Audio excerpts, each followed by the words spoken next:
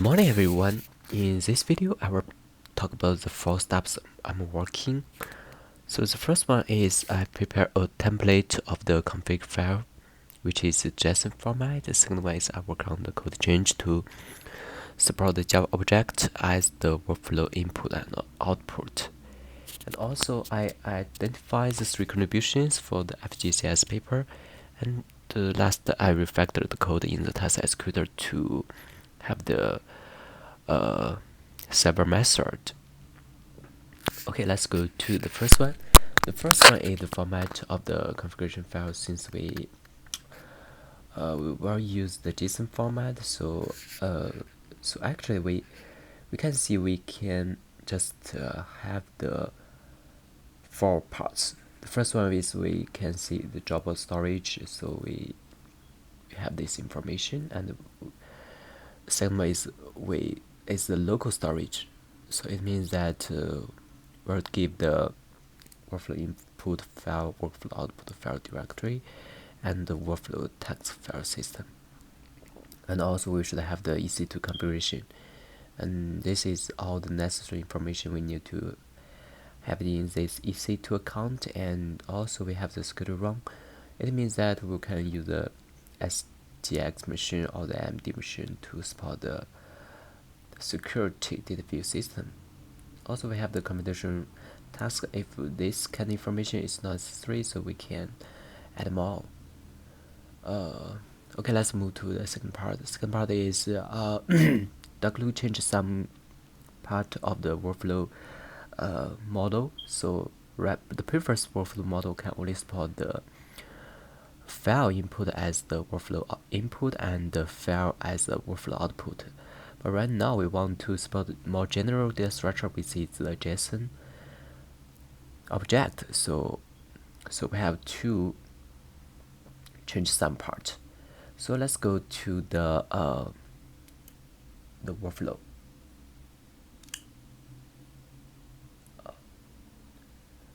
Workflow, yes, here.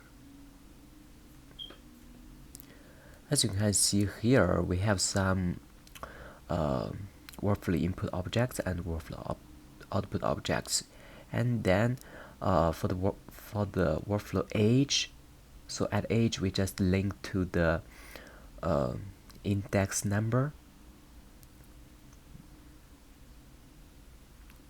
of the input index to the destination task with the input port index number. So then this is an example how to use this new model to have this kind of to create a workflow.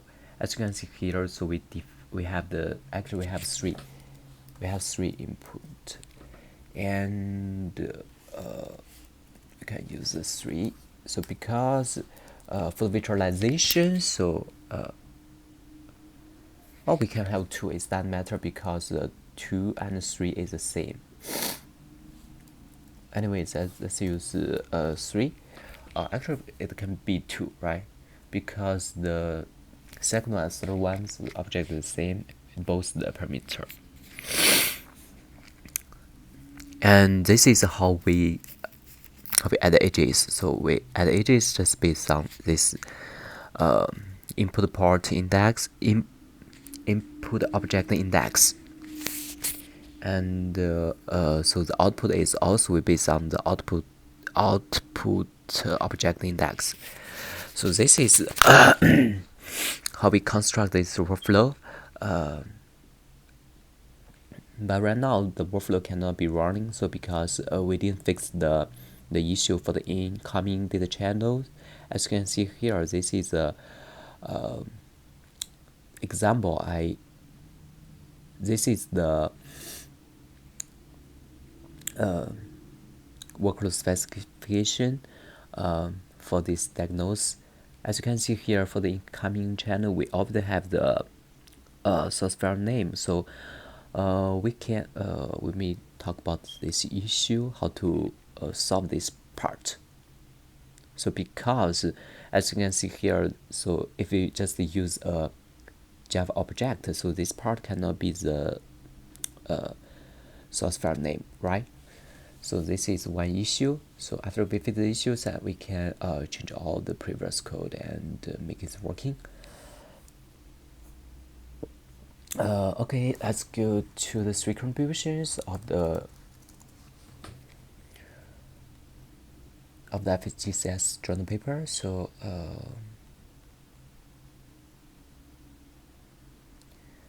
here is the three contributions.